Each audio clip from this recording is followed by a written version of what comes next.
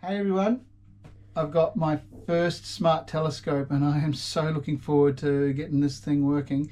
It's a Seestar S30 Pro. I'm going to take you through how to set it up and get it ready to take some wonderful photos. So what we've got first, we'll open up the really nice soft cover case here. We've got the actual smart telescope itself. I'll just put that down carefully on the table. We've got this really nice metal stand that we'll put on the S30 Pro. I've got my charging cables.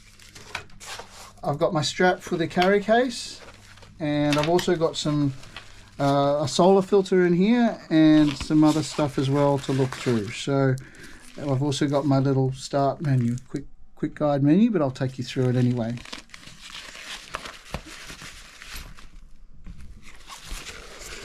Right, so the first thing I'm going to do now is put the stand on. It's pretty easy. It's 3/8 inch thread on it. Just goes into the bottom here. You can see not much to it. It just screws in. There's no effort required at all. Just spin that in and extend the legs, and I'm just going to sit that on the table ready to connect to the app. Right, so the next thing you need to do is download the app onto your smartphone. So with your smartphone, if it's an Android, go to the Play Store, or if it's an Apple phone, you go to the App Store there and look for Seestar, the app, and download it and get that set onto your phone. Right, so the first thing we need to do is power it up. So when it's the first time you're doing it, you hold it in till it powers up and then you hold it back in again for another 2 seconds. So let's give it a shot.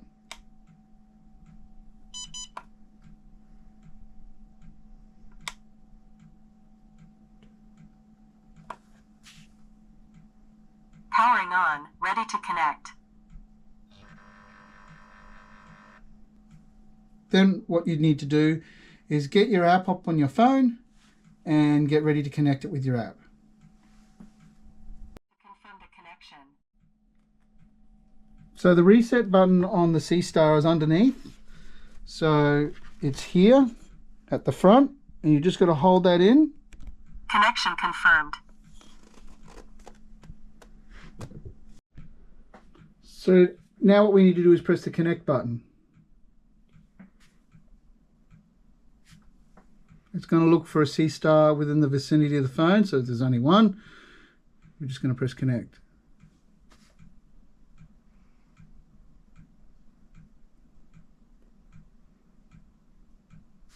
Cool, pretty simple so far.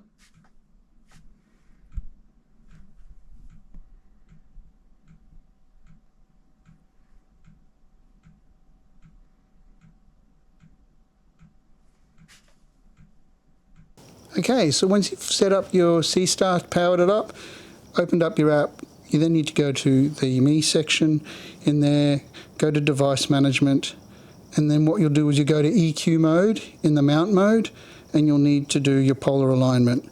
So you'll see here that it's got 84 degrees currently on here, so I need to adjust my tripod, and I'm using the mount here, and I move this to 28 degrees. And you can see it's warning me I'm too far out.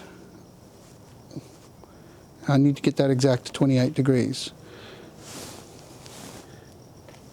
And then I need to work out my polar align deviation.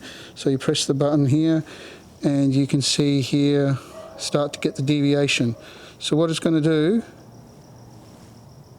it's going to open the arm, and it's now going to take a couple of different shots. It's going to try and take 3 different shots of the night sky and work out exactly where that is, where the polar alignment is, and then I have to do some further adjustments with the angle as well. Hang on and we'll see what happens.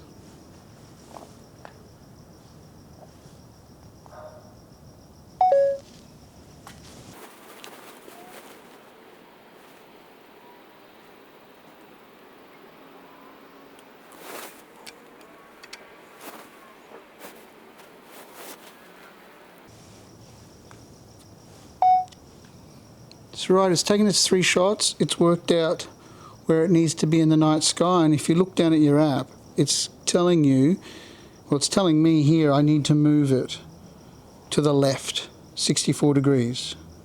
So I'm going to just unlock and move it around, and you'll see that the number is slowly changing. It's quite a lot I've got to move it by. Now the mount I'm actually using is a TH10 from Seestar as well, and I'll go into a little bit of that later as well. So yeah, I'm just going to move it around slowly, and you've got to be within 2 degrees. So here it's saying move to the left 0.7, so I'm going to, oh, I got that. Alright, 0.4 for the purpose of this experiment. I'll leave it at that. You can get a lot better with it, but let's see how we go with it. Actually, I might try and get it a little teeny weeny bit closer.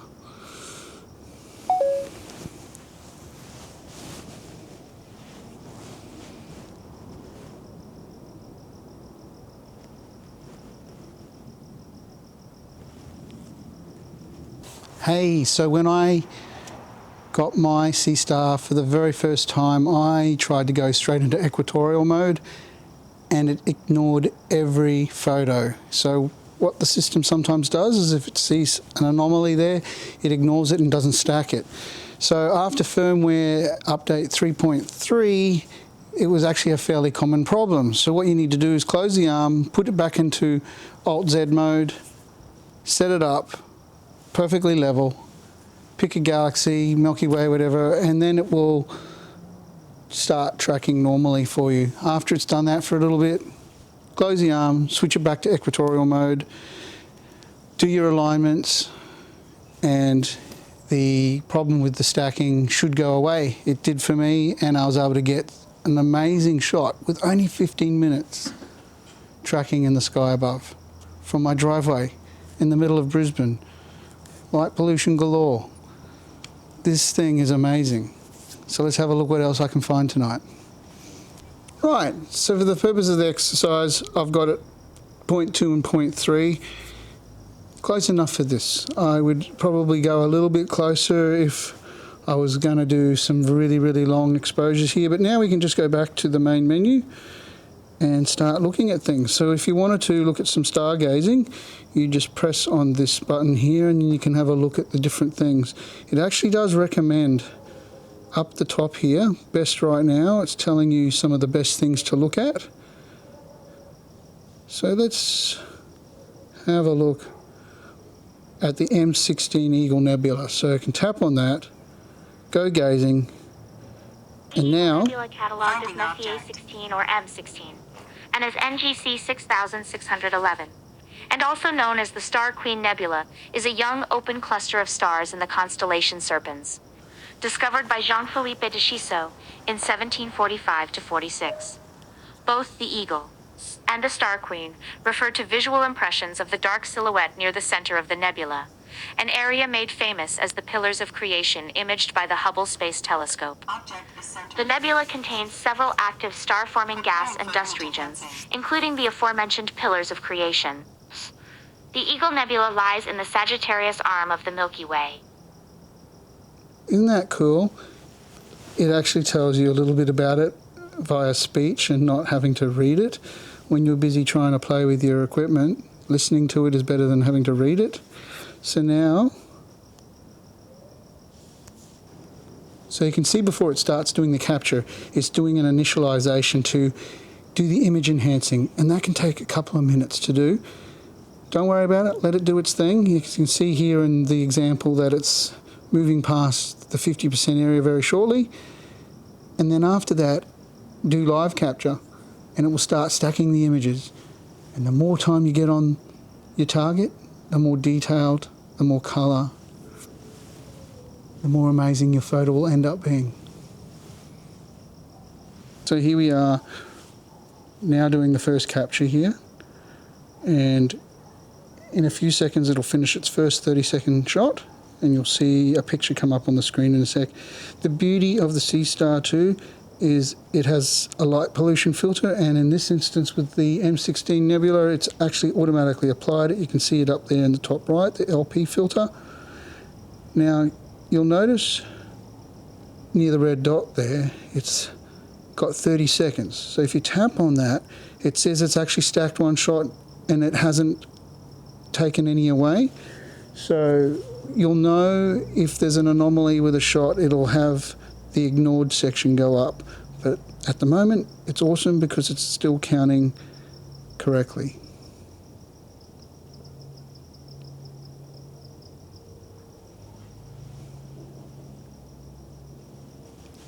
Here you can see the second shot. You see a little bit more detail starting to appear there. It's now stacked 2 photos. So, as I said before, the longer you can get on your target, the more detail you're going to get. I did 15 minutes the other day. Let's see how long I can do now.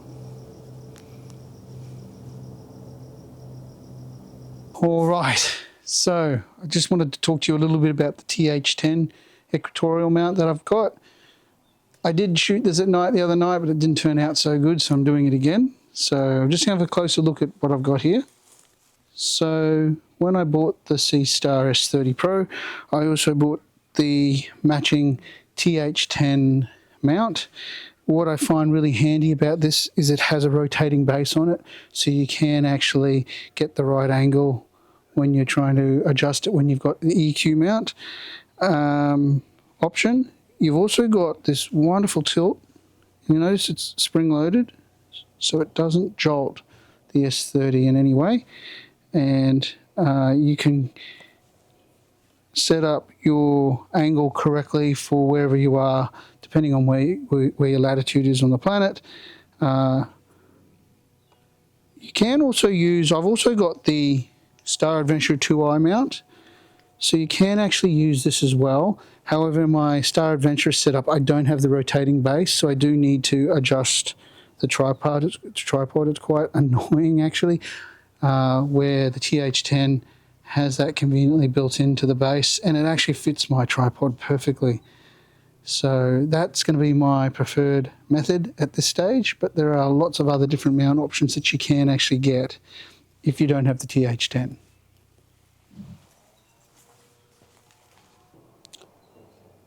So I'm going to show you some of the images I caught in my driveway. As I said, I'm in Brisbane, a lot of light pollution where I am, so I'm amazed at what the Seestar can do with its light filter, and I only did 15 minutes on one of these shots. I've just, for the purpose of a beginner in this, I've only used Lightroom, Photoshop and RC Astro. However, you can get really good images without using RC Astro. You can just use Lightroom or Photoshop. You can get more sophisticated with how you do your edits, obviously with using PixInsight and a few other different softwares. But here I'm just going to give you an idea of what you can actually get out of using this Seestar S30 Pro.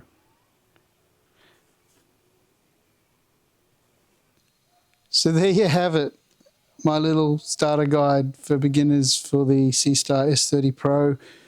I'd love if you'd follow the channel. I'm going to have a lot more content coming out around this item, and particularly also I do a lot of storm chasing over our Australian summer, so please watch for that content as well.